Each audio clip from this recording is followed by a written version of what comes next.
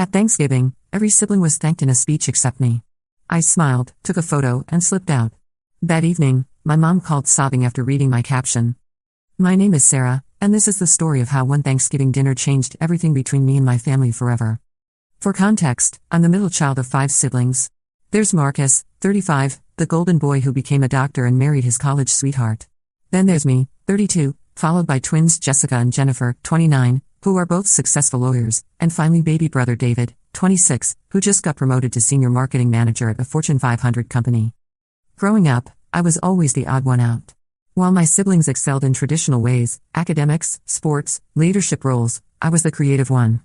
I spent my afternoons writing stories, painting, and dreaming of becoming an author. My parents weren't exactly discouraging, but they weren't encouraging either. They'd smile politely when I shared my latest short story or showed them a painting, then immediately pivot to discussing Marcus's latest medical achievement or the twins' debate team victories. After college, while my siblings climbed corporate ladders and earned impressive salaries, I struggled as a freelance writer. I published articles here and there, worked on a novel that never quite got finished, and supplemented my income with part-time jobs that barely paid the bills. My family's response to my career choice ranged from concerned suggestions that I get a real job to outright dismissal of my work as just a hobby. 3 years ago, something incredible happened. I finally finished my novel, a psychological thriller that I poured my heart and soul into. After months of rejections, a small but respected publishing house picked it up. The advance wasn't life-changing money, but it was validation that someone believed in my work. The book was published quietly, without much fanfare, but I was proud of it. When I told my family about the book deal, their reactions were lukewarm at best. Mom said, "That's nice, honey," in the same tone she'd use if I told her I'd organize my closet.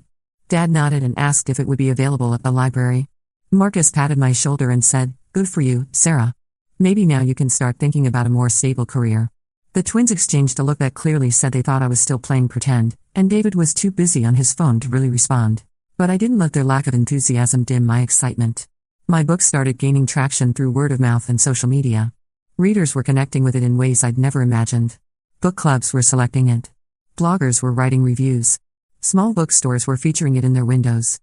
Then, 6 months after publication, something extraordinary happened. My book was nominated for the Edgar Award, one of the most prestigious awards in mystery writing.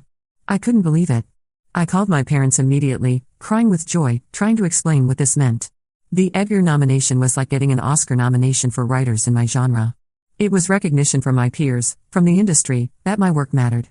Mom's response, "Oh, that's wonderful, sweetheart. Hey, did I tell you that Jessica just made partner at her firm?"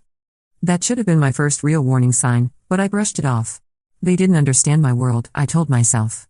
They couldn't grasp what this nomination meant because writing wasn't their field. 2 months later, I didn't win the Edgar, but something even better happened. My book hit the New York Times bestseller list.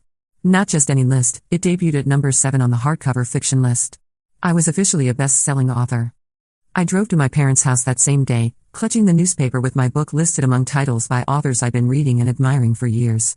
I was shaking with excitement as I knocked on their door. Dad opened it and immediately launched into a story about David's promotion before I could even show him the newspaper. When I finally managed to interrupt and show them the bestseller list, Mom glanced at it and said, "Oh, how nice. You know, Mrs. Henderson from down the street also had a book published recently. Maybe you two should get together and compare notes." Mrs. Henderson had self-published a cookbook of family recipes. It wasn't even comparable, but I bit my tongue. The real kicker came a month later when my book was optioned for a Netflix series. A major streaming service wanted to turn my novel into a limited series. The option payment alone was more money than I'd made in the previous 3 years combined, and if the series got made, I'd be set financially for life. I called a family dinner to share the news. I even offered to cook, which I never do because I'm admittedly terrible in the kitchen. I wanted this to be special. I wanted them to understand that their daughter, the one they'd always seen as the dreamy underachiever, had actually made it. During dinner, I waited for the right moment and then announced my news. I have something incredible to share with all of you. Netflix has optioned my book for a series adaptation. The silence that followed was deafening. Finally, Marcus cleared his throat and said, "That's great, Sarah. What does option mean exactly? Like, is it definitely going to happen?" I explained the process, how options work, what it could lead to. The twins seemed more interested in their phones than my explanation. David asked if I'd get to meet any celebrities. Mom patted my hand and said, "Well, isn't that something?" then immediately changed the subject to ask Jessica about her latest case. That night, I went home and cried harder than I had since my teenage years. It wasn't just disappointment, it was a deep, crushing realization that no matter what I achieved, my family would never see me as successful. I wasn't the doctor, the lawyers, or the corporate executive. I was just Sarah, playing dress-up in the grown-up world. But life went on. The Netflix series got greenlit and went into production. My book continued selling well, and I was already working on my second novel with a much larger advance from a major publisher. I was invited to literary festivals, interviewed on podcasts, and featured in magazines. For the first time in my life, I felt professionally fulfilled and financially secure. Yet every family gathering was the same. My achievements were footnotes, brief acknowledgments before the conversation moved on to my siblings' accomplishments. Marcus had been promoted to chief of surgery. The twins were handling high-profile cases. David had been headhunted by an even bigger company. These updates were shared with pride, discussed in detail, celebrated with genuine enthusiasm.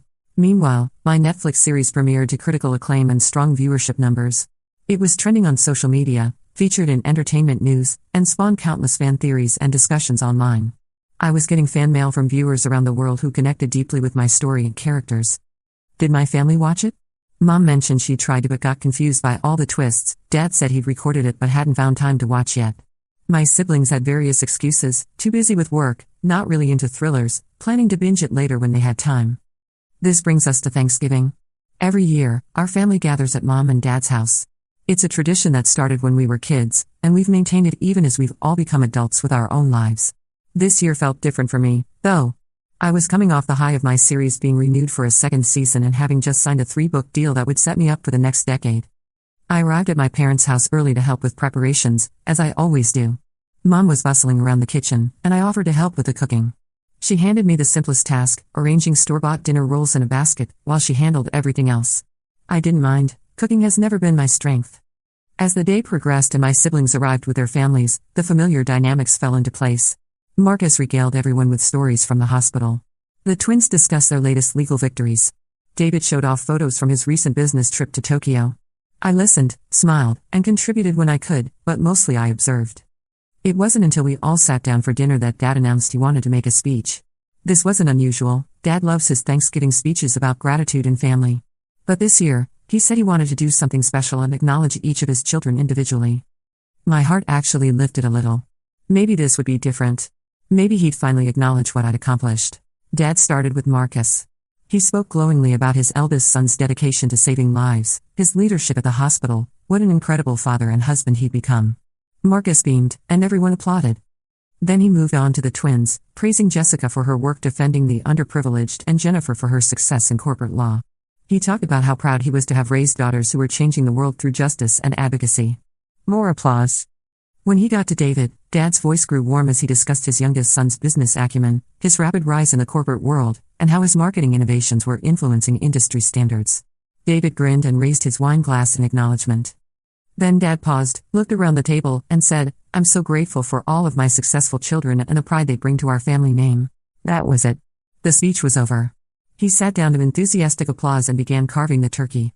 I sat there, fork halfway to my mouth, waiting for him to continue. Surely he just paused for dramatic effect. Surely my acknowledgement was coming next. But no. The conversation moved on to complimenting Mom on the meal and discussing plans for Christmas. I felt like I'd been slapped. Not just forgotten, actively excluded from the list of children he was proud of. I wasn't successful. I didn't bring pride to the family name. I was invisible. For a moment, I considered speaking up. I thought about interrupting the pleasant dinner conversation to ask, "What about me, Dad? What about your daughter who wrote a best-selling novel and got a Netflix deal?" But I could already picture their uncomfortable faces, the awkward silence, the way they'd make me feel like I was being dramatic or attention-seeking. Instead, I did what I always do. I smiled. I nodded along with the conversation. I complimented Mom on the stuffing and asked David about his upcoming projects. I played my role as the agreeable middle child who doesn't make waves. But inside, something had shifted. A door that had been slowly closing over years of dismissals and oversights finally slammed shut. As the evening wound down, I helped clear the table and wash dishes. I hugged everyone goodbye, promised to see them soon, and wished them safe travels home. I was the picture of a loving daughter and sister. Just before leaving, I asked if we could take a family photo. For my Christmas cards, I said with a bright smile. Everyone gathered around the dining room table, still decorated with Mom's autumn centerpiece and the remnants of our Thanksgiving feast. I set up my phone camera on a timer and rushed to join the group. The photo turned out perfectly. We all looked happy, grateful, like the ideal American family celebrating the holidays together. Dad's arm was around Mom's shoulders. Marcus stood proudly with his wife and kids. The twins flanked David, all of them grinning. And there I was, right in the middle, smiling as if I belonged. I posted a photo to Instagram that night with a caption I'd been mentally composing during the entire drive home. Thanksgiving 2024 with my family. So grateful for everyone in this photo. Today my dad gave a beautiful speech thanking God for all his successful children who bring pride to the family name, his doctor's son who saves lives, his lawyer daughters who fight for justice, and his marketing executive son who's changing the business world. What a blessing to be surrounded by such accomplished people. Some of us may not be acknowledged, but we're thankful just to be here. #family, #Thanksgiving, #grateful, #blessed, #invisible child, #best-selling author, #Netflix, #grateful anyway. I included hashtags that told a real story, #invisible child, #best-selling author, #Netflix, #grateful anyway. Anyone who clicked on my profile would see my bio, neat best-selling author, Netflix series creator, currently invisible at family dinners. Then I went to bed, exhausted by the emotional whiplash of the day. I woke up the next morning to my phone buzzing constantly. The post had exploded overnight. It had thousands of likes, hundreds of comments, and dozens of shares. People were tagging friends, sharing their own stories of family dismissal, and expressing outrage on my behalf. The comments ranged from supportive, "You are incredibly accomplished and deserve recognition," to angry, "Your family should be ashamed," to sharing personal experiences, "This happened to me too, I feel your pain." Several verified accounts from other authors and entertainment industry professionals had liked and commented, drawing even more attention to the post. But the most telling responses came from people who knew my family personally. Former classmates, family friends, neighbors, they were all expressing shock and disappointment at how my achievements had been overlooked. Many mentioned they'd had no idea I was related to the author of the book they'd loved or the series they'd been binge-watching. Mrs. Peterson, who taught all of us in Sunday school growing up, commented, "Sarah, I had no idea you were the author of that wonderful book my book club read last month. Your parents must be so proud. I can't believe they never mentioned it." My high school English teacher wrote, "Sarah, I always knew you had incredible talent. I've recommended your book to countless students and colleagues. You should be so proud of what you've accomplished." Even some of my siblings' friends and colleagues were commenting. A nurse from Marcus's hospital wrote, "Wait, Marcus's sister is S.M. Richardson? I love that book. How did he never mention this?" By noon, the post had been shared to Twitter, TikTok, and Facebook. Someone had screenshotted and posted it to Reddit, where it was gaining traction in several subreddits about family dynamics and career achievements. The story was resonating with people who'd felt overlooked or undervalued by their own families. My phone started ringing around 2 p.m. The caller ID showed my mother's number. I considered not answering, but curiosity got the better of me. I picked up on the fourth ring. "Sarah?" Mom's voice was shaky, clearly emotional. "Sarah, honey, I just saw your Instagram post." "Oh, hi Mom. How was your morning?" "Sarah, we need to talk about this post. People are saying things about us. About our family." I could hear Dad in the background, his voice agitated though I couldn't make out the words. "What kind of things are they saying, Mom?" "They're saying we don't support you. That we don't appreciate your success. That we're bad parents." Her voice cracked on the last word, and I could tell she was crying. "And what do you think about what they're saying?" There was a long pause. When Mom spoke again, her voice was barely above a whisper. "Sarah, I had no idea you felt this way.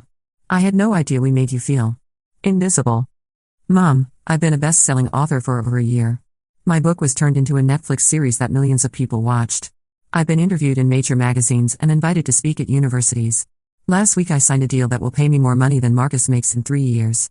And yesterday, Dad gave a speech thanking God for all his successful children who bring pride to the family name, and he didn't mention me. Oh, honey." Mom's voice broke completely now, and I could hear her sobbing. "Oh, Sarah, I'm so sorry. We're so sorry.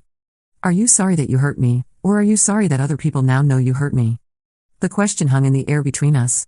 I could hear Dad talking more urgently in the background, and then he took the phone. "Sarah, you need to take that post down right now. This is private family business, and you're embarrassing us." And there it was. Even now, even caught red-handed in their dismissal of my achievements, their primary concern was their own image. "Dad, I'm not embarrassing you. I'm telling the truth. You're airing our dirty laundry in public. Your mother is crying, your siblings are getting calls from friends asking what's going on. This needs to stop. What needs to stop is you treating my career like it doesn't matter. What needs to stop is you acting like I'm not successful because my success doesn't look like what you expected. Sarah, be reasonable. We've always been proud of you." "No, Dad. You haven't. And the proof is in yesterday's speech. You thanked God for all your successful children, and I wasn't included in that list." I could hear him struggling for words, probably realizing for the first time how his speech had sounded. We didn't mean. He started, then stopped. It wasn't intentional. That's almost worse, Dad. It means you don't even think about me when you think about success and achievement. Marcus called next, his voice tight with frustration. Sarah, what the hell is going on? My colleagues are asking me why I never mentioned my sister is a famous author. This is humiliating. I'm sorry you're embarrassed that your sister is successful, Marcus. That's not. I'm not embarrassed that you're successful. I just don't understand why you had to blast us on social media. I didn't blast anyone. I posted a family photo and told the truth about what happened. You made us look like assholes. I didn't make you look like anything. I just documented what actually happened. The twins called together, their lawyer training evident in their approach. They tried to negotiate, suggesting I modify the post to be less inflammatory while still expressing my feelings. When I refused, they shifted to veiled threats about defamation and family loyalty. David, surprisingly, was the most direct. Look, Sarah, I get that you're pissed. But this isn't the way to handle it. We're family. We should be able to work this out privately. We are family, David. Which is why it hurts so much that you all treat my career like a cute hobby while celebrating each other's achievements. I don't think we do that. David, can you tell me the name of my book? Silence. Can you tell me what network my series is on? More silence. When did my book become a bestseller? Sarah. These are basic facts about my career, David. If I asked you about Marcus's position at the hospital or the twins' law firms or your company, you'd know all the details. But you don't know anything about what I do because none of you pay attention. By evening, my post had been picked up by several online publications. A blogger who wrote about family dynamics had written an entire article about my experience, using it as a jumping-off point to discuss how creative careers are often undervalued by families. A podcast about sibling relationships had reached out asking if I'd be a guest. The story was spreading beyond my personal social media bubble and becoming part of a larger conversation about how families define success and value achievement. My phone kept ringing, reporters, bloggers, even a producer from a morning show asking if I'd be interested in discussing the viral post on television. I declined most interviews, but the attention was validating in a way I hadn't expected. What I hadn't anticipated was how the viral post would affect my professional life. My literary agent called, breathless with excitement. Sarah, do you realize what's happening? Your book sales have tripled this week. People are buying your novel specifically because of this Instagram post. They want to support you. My publisher was equally thrilled. The controversy had inadvertently become the best marketing campaign they could have asked for. Bookstores were featuring my novel in their windows with signs reading support authors, from invisible to bestseller. Independent bookshops were hosting overlooked authors events, featuring writers whose families didn't understand their careers. The Netflix executives were fascinated by the whole situation. My series producer called to tell me they'd seen a significant spike in viewership. People are binge-watching your show to understand what your family was dismissing, she said. It's incredible. We're already talking about fast-tracking season 3. But the most unexpected response came from other authors. My inbox was flooded with messages from writers at every stage of their careers, debut novelists whose parents still asked when they were getting real jobs, mid-list authors whose siblings treated their books like expensive hobbies, even best-selling authors whose families minimized their success because it wasn't traditional corporate achievement. One message particularly stuck with me. It was from Rebecca Martinez, a Pulitzer Prize-winning journalist whose family had immigrated from Mexico when she was young. My parents sacrificed everything for me to become successful, she wrote, but they measure success by doctor, lawyer, engineer. When I won the Pulitzer, my mother asked if it came with health insurance. Your post made me realize I'm not alone in this weird limbo of being professionally accomplished but personally invisible to the people who raised me. The solidarity from other creatives was overwhelming. Actors shared stories of families who dismissed their craft until they appeared in blockbuster movies. Musicians talked about parents who called their Grammy nominations nice participation trophies. Visual artists described relatives who asked when they were going to stop playing with paints and get serious about life. A best-selling romance author named Amanda Chen started a hashtag Invisible Accomplishments. Writers, artists, musicians, actors, and other creatives began sharing their stories of family dismissal alongside their actual achievements. The hashtag trended for 3 days, creating a virtual support group for people whose families couldn't see their success. The irony wasn't lost on me that my family's dismissal of my achievements had accidentally created the biggest promotional campaign of my career. My book was selling faster than ever, my Netflix series was trending again, and I was being invited to speak at conferences about family dynamics and creative careers. But the attention also brought unexpected criticism. Some people accused me of being ungrateful, pointing out that my family had supported me financially through college and never actively discouraged my writing. Others suggested I was being dramatic, that my family's oversight wasn't intentional malice but simple ignorance. The harshest criticism came from a blog post titled The Privileged Pain of the Successful Daughter. The author, a freelance writer struggling to make ends meet, accused me of complaining about my family while enjoying the financial security of bestseller success. Some of us would kill for Sarah's problems, she wrote. Her family doesn't understand her success, but at least she has success to misunderstand. The post stung because there was truth in it. I was incredibly privileged to have achieved the level of success I had. My complaints were coming from a place of emotional hurt rather than financial struggle. But the criticism also missed the point, that success without recognition from the people you love feels hollow, regardless of how much money you're making. I found myself caught between two narratives, the supporters who saw me as a voice for undervalued creatives, and the critics who saw me as a privileged author complaining about first-world problems. Both perspectives had validity, which made the whole situation more complex than I'd initially realized. The situation became even more complicated when I discovered that my siblings were dealing with their own professional fallout. Marcus's colleagues at the hospital were asking why he'd never mentioned his sister's Netflix series.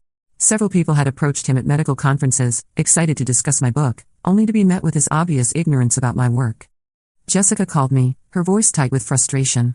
Do you know how embarrassing it was when the senior partner at my firm asked me about your show and I had to admit I'd never watched it? He's been recommending it to clients, and he assumed I'd at least know the basic plot. Jennifer faced similar awkwardness when a judge mentioned enjoying my book during a court recess, then was surprised to learn she was related to the author but had never read it. The judge actually asked if there were family problems, Jennifer told me. She couldn't understand how I wouldn't know about my sister's best-selling novel. David's situation was perhaps the most ironic.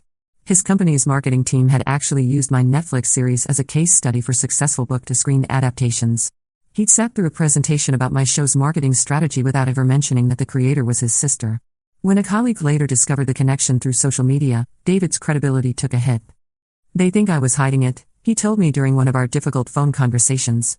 Like I was ashamed of you or something. Which I wasn't, I don't know, I just never thought about it.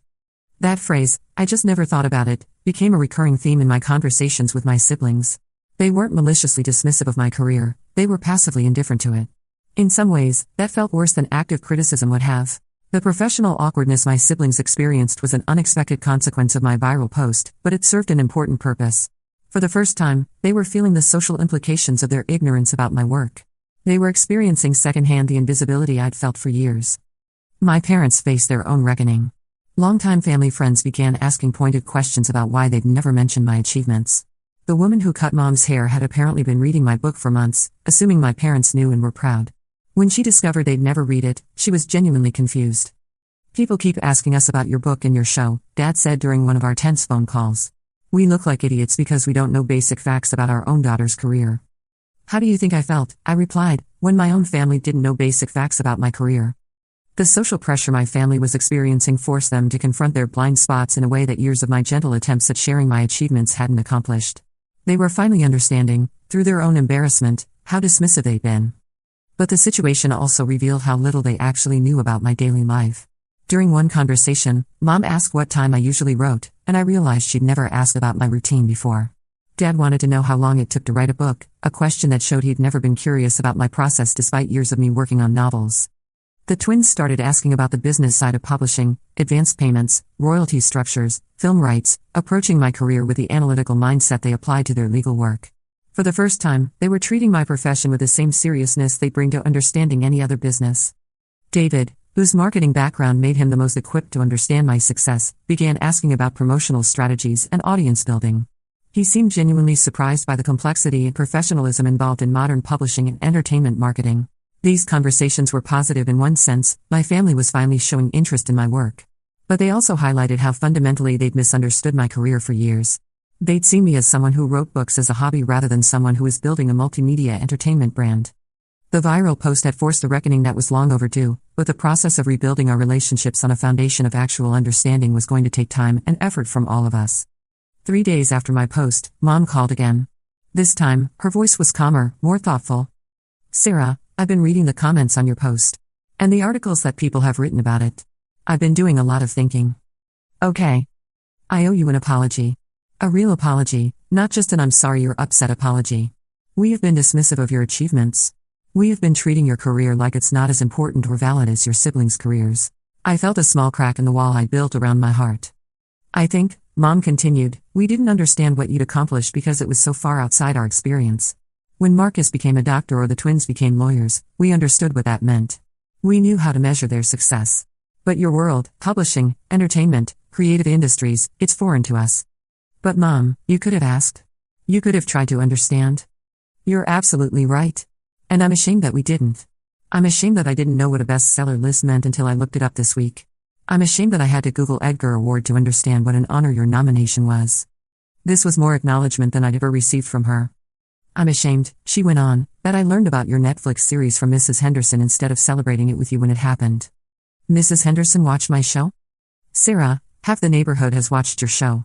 I've spent 3 days having people ask me why we never mentioned that our daughter is S.M. Richardson. Do you know how that feels? To realize that everyone else in town knows more about my daughter's accomplishments than I do? I could hear the genuine remorse in her voice, but I wasn't ready to forgive yet. How do you think it felt for me to realize that my own family knows less about my accomplishments than strangers on the internet? Oh, honey. I can't imagine. I just can't imagine how much we hurt you. We talked for over an hour. For the first time in my adult life, Mom asked detailed questions about my career. She wanted to understand the publishing process, how television adaptations worked, what my daily life as an author looked like. She admitted that she'd always thought of writing as something I did for fun, not as a legitimate profession. When you were younger, she said, you were always in your room writing stories or painting pictures. It seemed like playing to us. We didn't realize you were developing professional skills, while Marcus was studying to become a doctor and the twins were building debate skills for law school? Yes, and I see now how unfair that was. We saw their activities as career preparation and yours as hobbies. We were wrong. Dad was slower to come around. When he finally called, his apology was stiffer, more formal. He acknowledged that his Thanksgiving speech had been hurtful, but I could tell he still didn't fully understand why. Sarah, I want you to know that I am proud of you. I've always been proud of you. But you don't think I'm successful? I guess I had a narrow definition of success. Doctor, lawyer, business executive, those were the careers I understood and respected. And now? Now I'm learning that success comes in many forms. Your mother has been educating me about your achievements. I had no idea that being on the bestseller list was such a big deal. I had no idea how much money you were making or how many people were reading your work. It wasn't perfect, but it was progress. My siblings were slower to apologize, and their apologies were more grudging. Marcus called it a misunderstanding and said he'd always supported my writing. The twins maintained that they'd always been proud of me, but admitted they could have been more vocal about it. David was the most honest, acknowledging that he'd never really paid attention to my career because it wasn't something he understood or related to. But the real change came at Christmas. I almost didn't go to the family gathering. The Thanksgiving incident was still fresh, and I wasn't sure I was ready to sit through another holiday dinner where my achievements were minimized or ignored. But Mom called personally to invite me, and something in her voice convinced me to give them another chance. When I arrived at my parents' house, I immediately noticed changes. There was a copy of my book prominently displayed on the coffee table in the living room. Mom had printed and framed several of the positive reviews from major publications and hung them in the hallway alongside Marcus's medical school diploma and the twins' law degrees. During dinner, Dad asked detailed questions about my second book. He wanted to know about my writing process, my research methods, and my plans for the Netflix series' second season. The questions were thoughtful and genuine, not just polite conversation starters. When it came time for Dad's Christmas speech, my heart started racing. I braced myself for another slight, another oversight. But this time was different. This year has been a year of learning for me, Dad began. I've learned that success comes in many forms, and I've learned that I haven't always been the father I should have been to all of my children. He looked directly at me as he said this. I want to specifically acknowledge my daughter Sarah, who has achieved something remarkable that I failed to recognize or celebrate properly. Sarah is a New York Times best-selling author whose book has been read by hundreds of thousands of people around the world. She created a story that was compelling enough to become a Netflix series watched by millions. She has been nominated for prestigious awards and has built a career that impacts people's lives through storytelling. I felt tears welling up in my eyes. I am proud of all my children, he continued, for the different ways they contribute to the world. Marcus saves lives through medicine. Jessica and Jennifer fight for justice through law. David creates innovative marketing strategies that help businesses thrive. And Sarah creates stories that entertain, inspire, and touch people's hearts. The applause that followed felt different from the polite clapping at Thanksgiving. It felt genuine, enthusiastic, and long overdue. After dinner, something unprecedented happened. My siblings started asking real questions about my work. Marcus wanted to know if I'd ever consider writing medical thrillers. The twins were curious about the legal aspects of publishing contracts and television deals. David asked for advice on storytelling techniques for his marketing presentations. For the first time in my adult life, I felt like my expertise was valued and respected by my family. The Instagram post that had caused such an uproar was still up, and it continued to generate comments and shares months later. It had become a touchstone for people who felt undervalued or invisible in their own families. I received messages from teachers whose families didn't understand their passion for education, artists whose parents wanted them to get real jobs, and entrepreneurs whose relatives dismissed their business ventures as risky pipe dreams.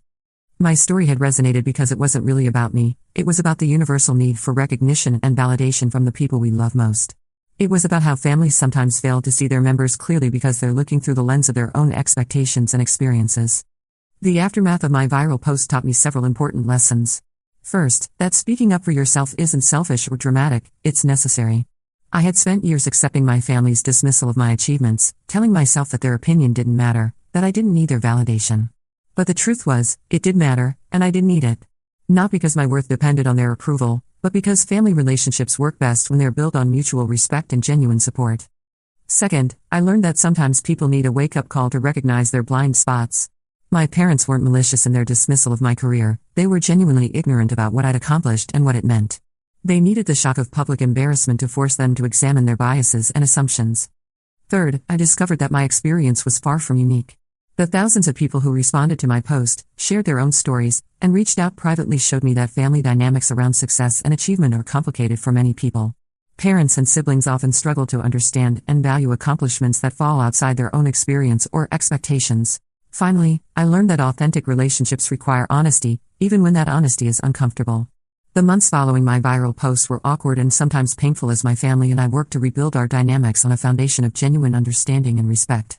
But those difficult conversations led to stronger, more authentic relationships than we'd ever had before. My second book was published 8 months later to even greater success than my first. This time, my family's response was completely different. Dad pre-ordered copies for all his friends. Mom organized a launch party at their house. My siblings promoted it on their own social media accounts and bought copies for their colleagues and clients.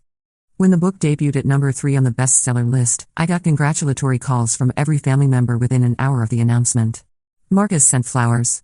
The twins opened a bottle of champagne in my honor during their weekly sister dinner. David created a social media campaign to promote the book to his professional network. The contrast with their previous responses was striking, but it didn't feel hollow or performative. It felt like genuine pride and excitement from family members who had finally learned to see and value my achievements. Looking back, I don't regret posting that Instagram caption. It was messy and public and caused temporary pain for people I love. But it was also necessary. Sometimes you have to burn bridges to build better ones. Sometimes you have to make noise to be heard. Sometimes you have to risk comfortable family dynamics to create honest ones. The little girl who used to hide in her room writing stories never imagined that one of those stories would someday expose family secrets on the internet and spark a national conversation about success and family dynamics. But that's the thing about being a storyteller, sometimes life gives you plot twists you never saw coming, and sometimes the most important story you tell is your own. My relationship with my family isn't perfect now, but it's real in a way it never was before. They see me clearly, they value my contributions, and they understand that success comes in many forms. And I've learned to advocate for myself, to expect the respect I deserve, and to never again smile and stay silent when I'm being overlooked or dismissed.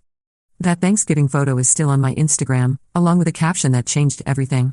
I keep it there not as a reminder of the hurt, but as a testament to the power of speaking your truth, even when your voice shakes, even when it causes disruption, even when it forces everyone, including yourself, to confront uncomfortable realities.